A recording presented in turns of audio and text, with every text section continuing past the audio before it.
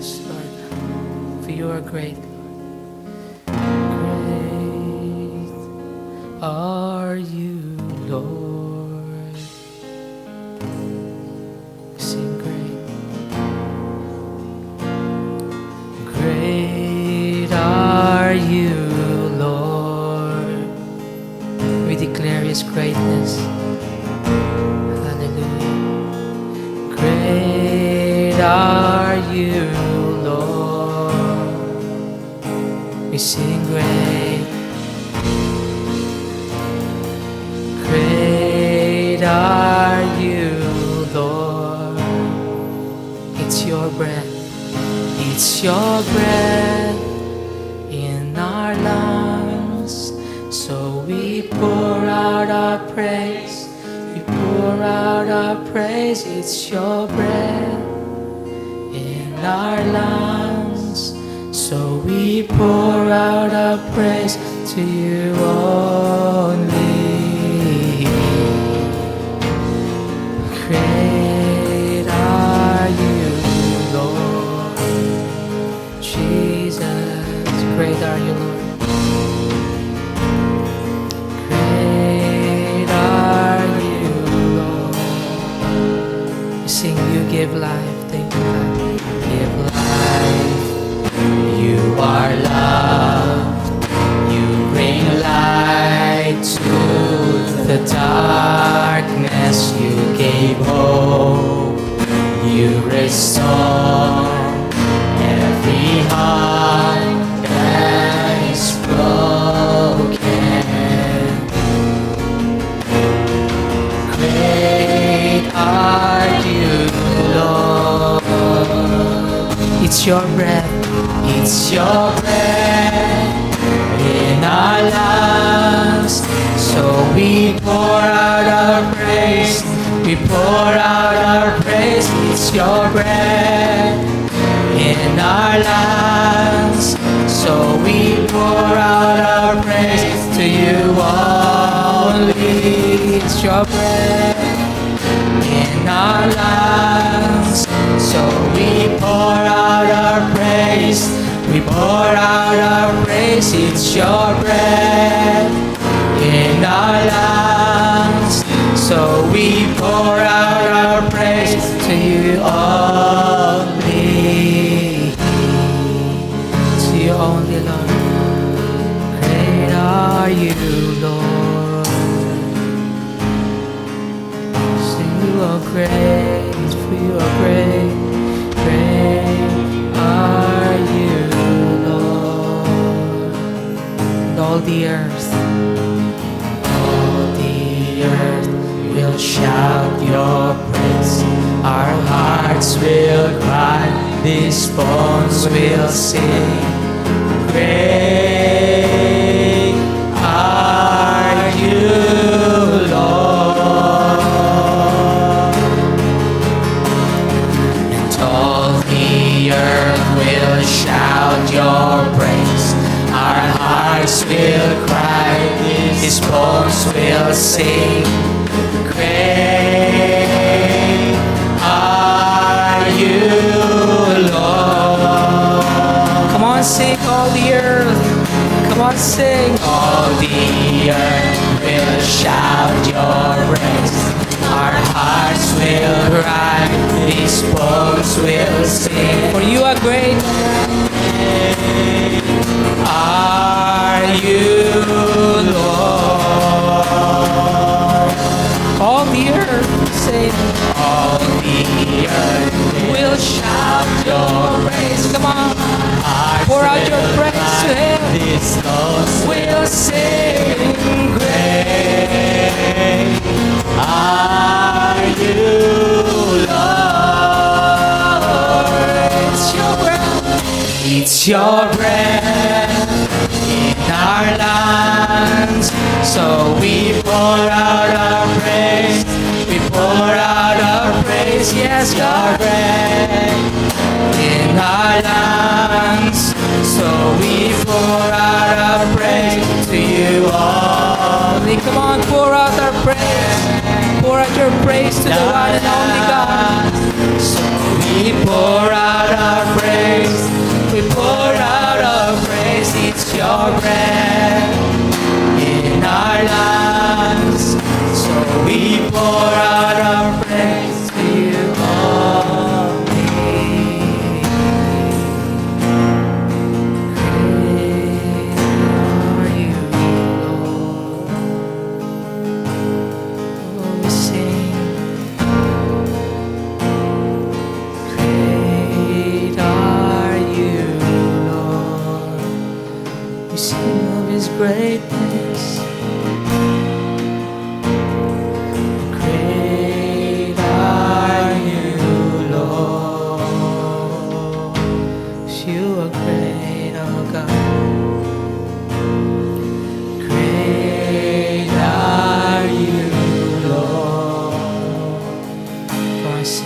your breath in our lives. So yes, pour out our praise. Pour out your praise. Pour out our praise. It's your breath. Whatever season you are in our lives, just pour out your praise to Him. Pour out our praise. Praise our Comforter. It's your breath, Lord, in our lives. So we pour out our praise. He's our strong tower. Pour out our praise. It's your breath in our lives. So we pour out our praise to you only. Great are you, Lord. Yes, Jesus. Oh God, great are you, Lord. For you alone, oh God, is our hope, is our refuge, is our strength, Lord. You alone, our provider. You alone, our healer. You alone is sovereign, oh God. In Christ alone, though we have found our hope, though we have found our peace, though everyone will turn us, but you, Lord, will not forsake us, will not leave us, O Lord. So we stand on your ground, O God, in Christ alone. Hallelujah. Hallelujah. In Christ alone, my hope is found. He is my life, my strength, my song. This cornerstone, this solid ground, firm through the fiercest drought and storm. What heights of love, what depths of peace, when fears are stilled, when striving cease. My comforter, my all in all, here in the love of Christ I stand.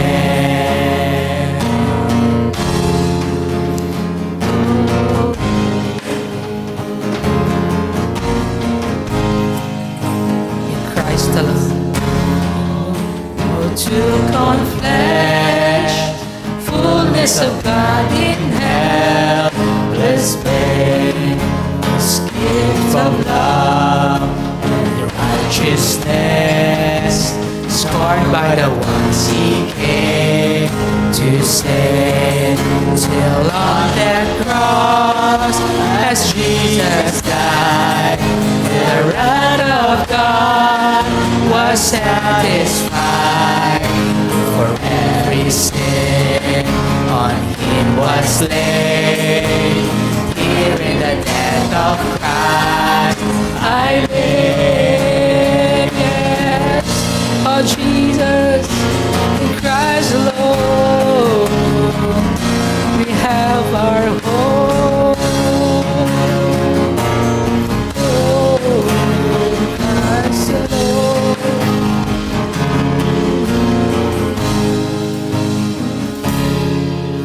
There in the ground His body lay, light of the world by darkness slain, then bursting forth in glorious day, out from the grave He rose again, as He stands in victory, since curse has lost its grip on me.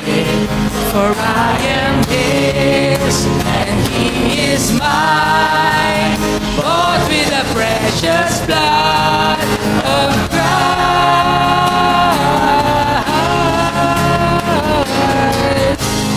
Oh, come on, just continue to pour out your praise.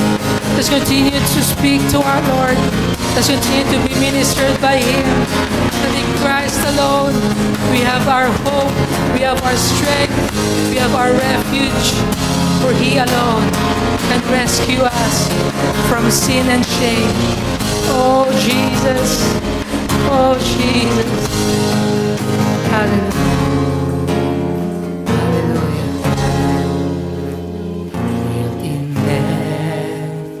This is the power of Christ in me. From life's first cry to final breath, Jesus commands my destiny. No power of hell, no scheme of man can ever blind me from His hand. Till He returns or calls me home. Here in the power of Christ I'll stand. We declare no power of hell, no scheme of man can never pluck me from His hands. Till He returns or calls me home. Here in the love of Christ I stand. We declare no scheme of man can ever pluck me from His hands. Till He returns or calls me home. Here in the power of Christ I'll stand. Here in the power of Christ I'll stand. Here in the power of Christ I stand. Yes, Lord God, not by our might but Your power, O God, through Your Spirit, that we can stand, Lord, in Christ alone. In Christ alone. Amen.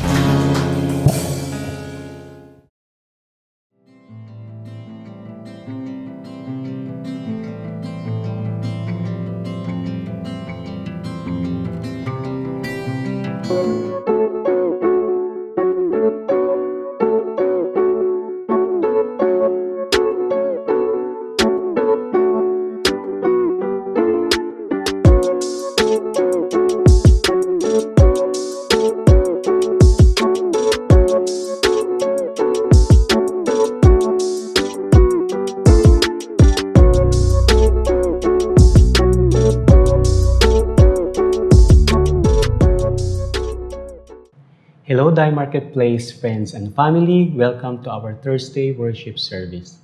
Tonight, we'll be starting a three-part series entitled Law.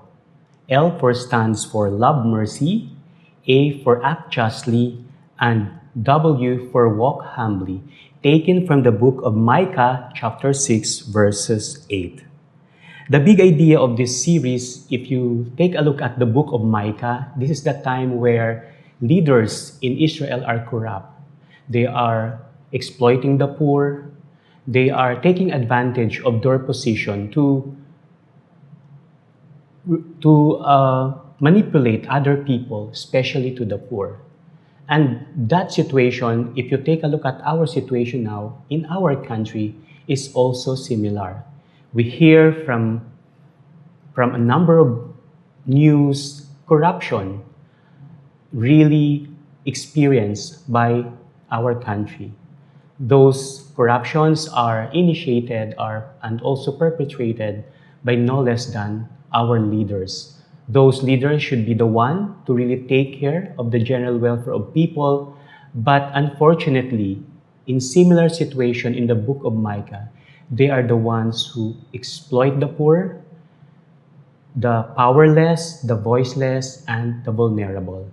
And the study of this series is to teach us, God's people, on how to respond in this situation.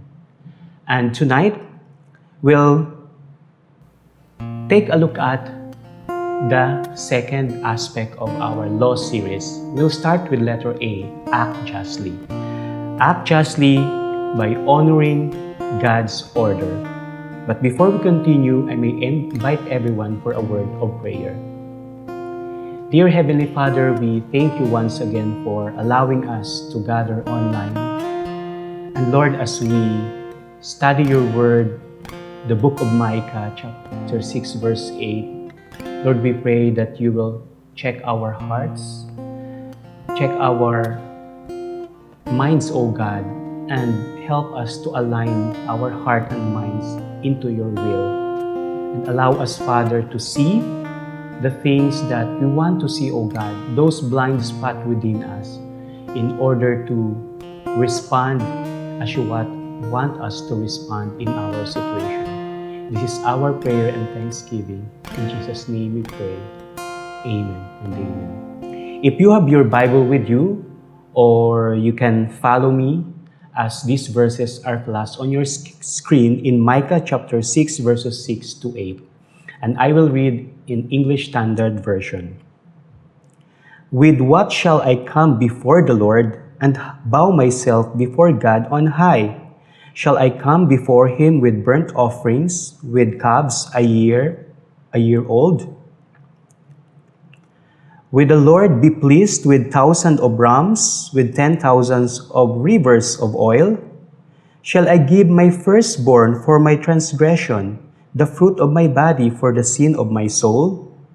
He has told you, O man, what is good and what does the Lord require of you, but to do justice and to love kindness and to walk humbly with your God. So these are the words coming from Prophet Micah. I encourage you to read the book of Micah. It's a very short book in the Bible. Micah is also one of the so-called minor prophets. They are so-called minor prophets not because they are minor in terms of their contribution, right? They are only called minor because of the length of what is written in the Bible. But when you get to heaven, I'm sure if you encounter Prophet Micah, Micah will ask you, have you read my book? A very short book that you can read it in one sitting. So that's why if you have your time, your spare time, study it in the book of Micah, because if you book the study of Micah, you will see the situation of our country is also similar, the situation in the book of Micah at that time. I will share 3 key points based on the verses that we just read. That God is a God of order. Our God is a God of order. The universe, when you take a look at the universe, there's no collision of planets, of stars, because they follow God's order. Everything is based on God's provision, in God's sovereignty, because our God is a God of order. And when we speak of justice, it includes recognizing and respecting the order God establishes. So this order includes authority that God placed over people. So if we say authority, it can be exercised over many ways. We have human authority, we have religious authority, and we have spiritual authority. In human authority, you can have that like parental authority when, especially in our country, if you are below 18 years old, you are still under the authority of your parents. They call it parental authority. So the law also provides, if you do not have parents, they can have like substitute priority and also special parental authority.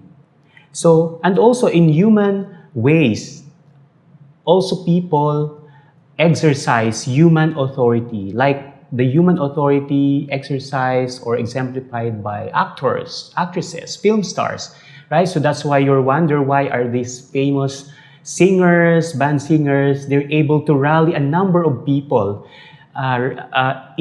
affect their emotions, impact their emotions, to the point that even very expensive ticket they're able to buy because they really wanted people to follow them wherever they are in their concerts because they exercise human authority over people. And another authority that we also experience in our life is the religious authority. The religious authority, it's a top-down approach which is imposed from above.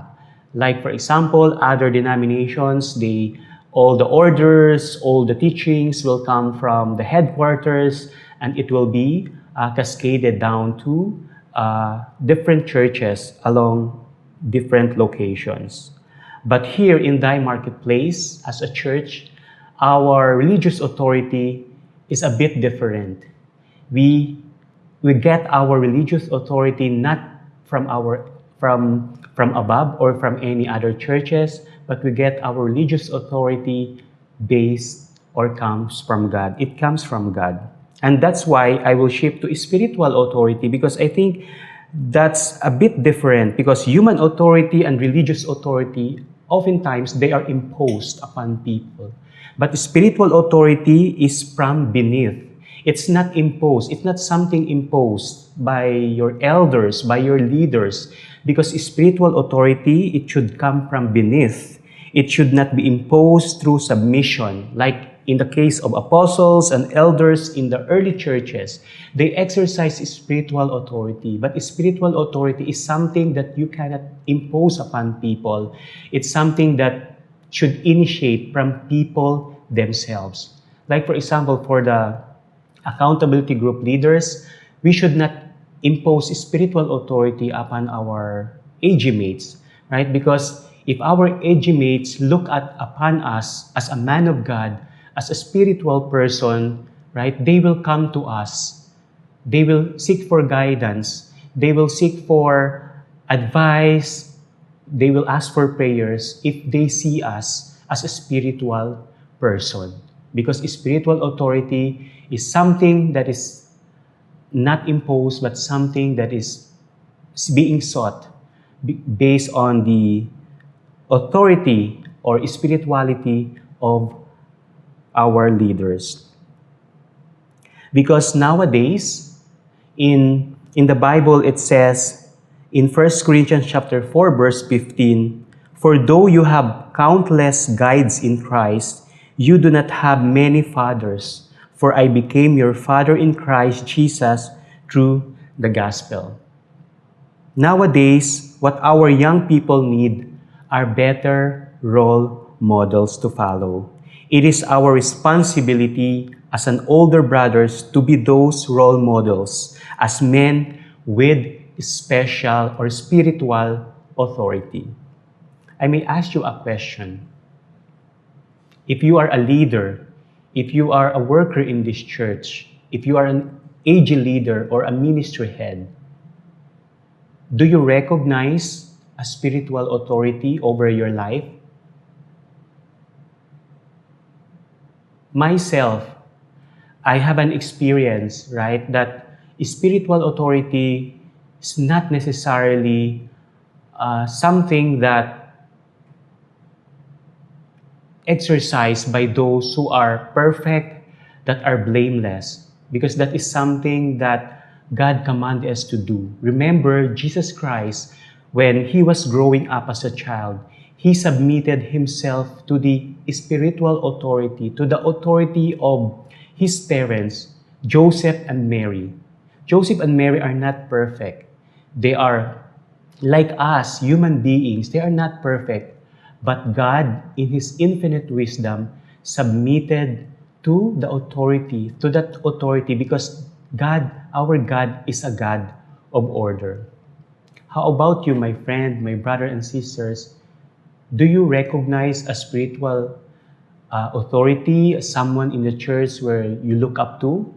Or you believe that you can do it on your own? And that's where pride comes in.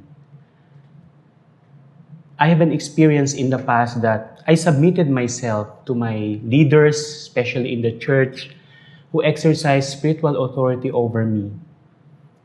Those leaders when I was growing up, they are not perfect.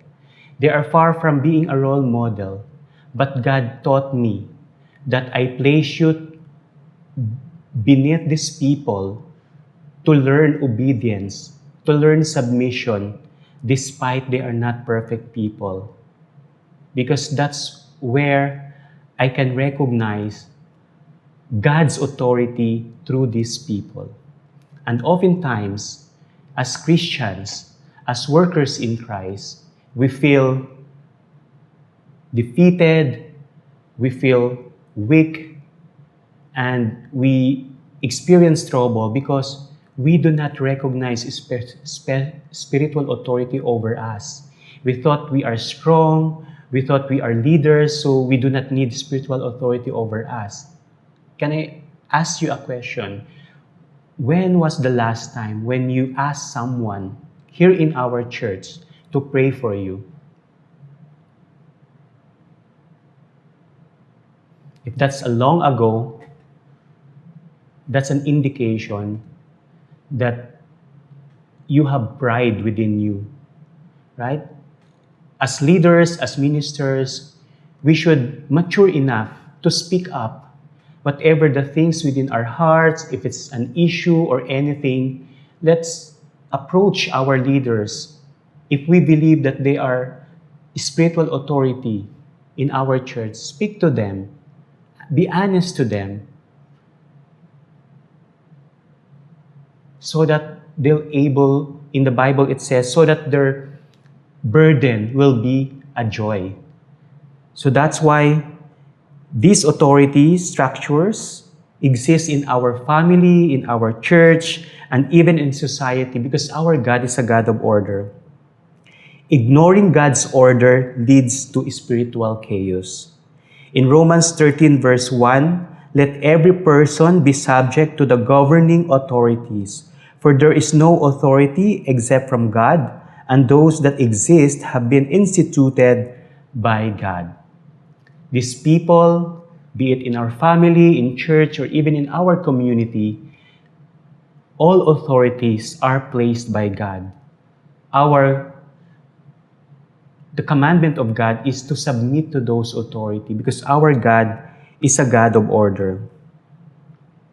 But the question is, regardless whether the authority is perfect or not, our standard is also God's standard. We should not compromise. In Acts chapter 5 verse 25, when apostles stood before the high priest who was questioning them, the apostles said, we must obey God rather than men. So, if that authority, be it our parents, our teachers, our bosses, even our government officials, tell us to do something that is in contradiction of God's commandment, we should tell them that we should obey God rather than men. When Jesus came to earth to undo the works of the devil, God kept him under the authority of Joseph and Mary for 30 years, right? Even Jesus is already a grown-up man. Prior to starting his ministry, he still subjected himself to the authority of his parents, not just for 1 to 2 weeks, but for 30 long years as a child, as a teenager, as a young man in his 20s. So, even today, even if we are grown-up men, we should follow Jesus' example. He still submit to the authority of their parents. We should respect them. We should ask advice from them because our parents, based on their experience, God has given them wisdom to share to us. So we should also submit them regardless whether we're already over 18 years old. It's good for parents. It's good to know that your children are still consulting you for some matters. Whether they follow it or not, that's a different issue. But the good thing is, we can feel as parents that they are still getting our inputs, our guidance. And I think that will encourage our parents. They will give them, inspire them that they are still involved in the life of their children. So we should follow Jesus' example, right? Because the difference with Satan, because Satan is the author of rebellion. He rebelled against authority. He teaches children to rebel against parental authority. So my question to you now is, what attitudes in your heart sometimes resist authority or correction? In Thy Marketplace, we have elders, right? We are not perfect. We also rely on the anointing of the Holy Spirit to govern our lives. We're very far from perfect. But are we submitting to their authority? And if you cannot submit in terms of like church matters, you are disobeying God because that's God's commandment. But when it comes to whom to marry, what career to take, it's up to you, right? Whether you follow or not your spiritual leaders, your elders, your aged leader, that's okay. You're not disobeying God, right? But in those matters concerning how to run the church, right? Because these are the people placed by God, you are commanded to submit to those authority. And if you disobey, or if you backbite against your elders, you are disobeying God. In 1 Thessalonians chapter 5, verses 12 to 13, the second point is that justice includes giving honor where it is due. Because Scripture calls believers to respect leaders who labor spiritually. We ask you, brothers, to respect those who labor among you and are over you in the Lord and admonish you, and to esteem them very highly in love because of their work. Be at peace among yourselves, because spiritual leaders are accountable to God. In Hebrews chapter 13, verse 17, obey your leaders and submit to them, for they are keeping watch over your souls as those who will have to give an account. Let them do this with joy and not with groaning, for that would be of no advantage to you. Justice includes giving honor where it is due. This does not mean that we have to submit to some religious leader who sits in our church and calls himself our priest or pastor, but he is not a spiritual man. That is, if he is not the one who is accountable to your soul. With parents, you have no choice. With your government, you have no choice. But when it comes to a church, if you feel that your church you are in, where your leadership is not spiritual, then God doesn't ask you to stay there, to stay here, right? It's your personal conviction. If God is calling you to other church, be it. It's your personal dealing with God. But when you find one church like that, you must submit to the leadership. This is very important. So the Bible is commanding us to pray for your spiritual leaders. Show respect through cooperation and teachability. And then my question to you is, what are the practical ways you can support and pray for your spiritual leaders this week? Number 3 point is, submission protects us from deception. Even God Himself submitted to the authority of His parents. We are also called to do the same. Independent Christianity leads to pride and spiritual deception. God uses authority to guard and mature leaders. There is no perfect authority in home, in society, in the church, or anywhere in the world. Everybody is imperfect, but God tests our humility by asking us to submit to imperfect authorities. My question to you is, how can submitting to spiritual authority actually protect us from deception and pride? Do you think that submission will protect us from deception and from pride? We often hear that sometimes We are not shy to ask someone to pray for us. It's not because we are shy, right? Because we are proud. We don't want someone to think that we are not strong, we are not spiritual, anything like that, because we are proud people. But God is encouraging us to be humble. If we are not okay, ask for someone to pray for you. And that is the purpose of this spiritual family.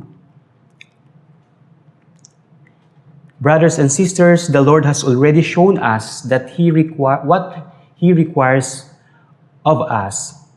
Not complicated religion, not impressive sacrifices, not outward spirituality. The Lord says clearly in Micah chapter 6 verse 8 that to act justly, to love mercy, and to walk humbly with your God. And in the coming Thursday, we will study about how to love kindness or how to love mercy and also to be humble, to walk humbly before our God.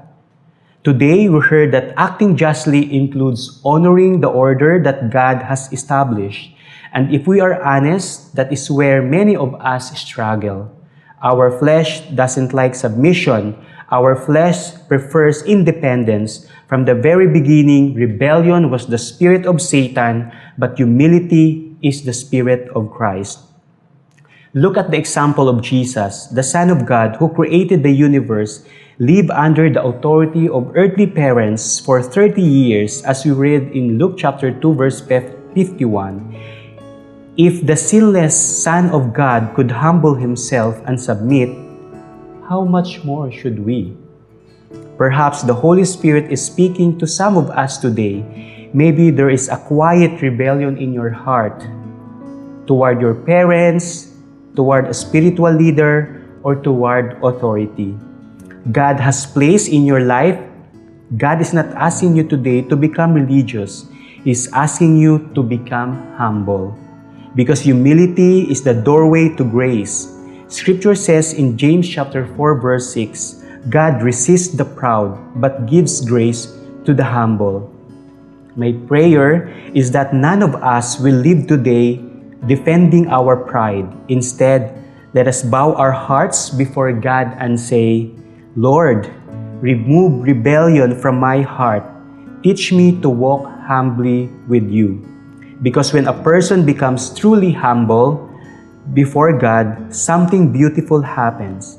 God entrusts them with spiritual authority, not authority that controls people, but authority that serves and blesses others. May the Lord raise men and women among us who will live this way, people who act justly, love mercy, and walk humbly with our God. Let us pray. Dear Heavenly Father, we thank you once again, Lord, for reminding us, O God, the three things that you require from us: to love mercy, to act justly, and walk humbly before you. And tonight, Lord, we learned that acting justly includes recognizing spiritual authority in our lives. And Lord, if you find in our hearts something, a rebellious spirit within us that is rebelling against those authority that place in our hearts, forgive us, Father. Show it to us, Father, and allow us, O God, to repent and to recognize that we are disobeying you in this area, because that is your commandment, O God. And Lord, allow us, O God, to submit to spiritual authority that you have placed in our hearts. Because through that, we recognize that you are the God of order, that you place spiritual leaders in our lives to protect us from deception and also from pride. Remind us once again, O God, that these things are placed not to restrict or control us, but to teach us, O God, to be humble, to walk before you, and to follow your commandment. This is our prayer and thanksgiving. In Jesus' name we pray.